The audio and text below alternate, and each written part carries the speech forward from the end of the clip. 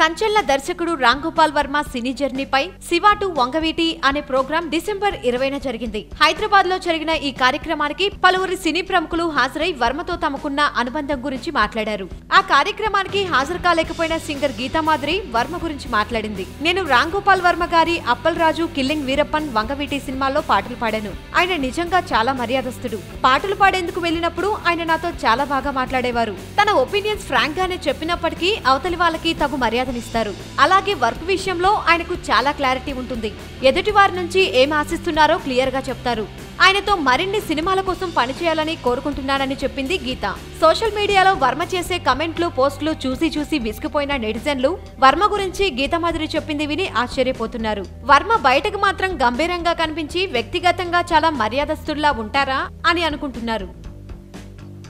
వీలైతే లైక్, కుదిరితే కామెంట్ పెట్టండి. ఇలాంటి ఇంట్రెస్టింగ్ బ్రేకింగ్ బిగ్ న్యూస్ మాకు తెలిసిన వెంటనే మీకు తెలియజేస్తాం. దీనికి మీరు చేయవలసిందల్లా ఇక్కడ కనిపిస్తున్న సబ్స్క్రైబ్ బటన్ ని నొక్కి సబ్స్క్రైబ్ అవ్వండి.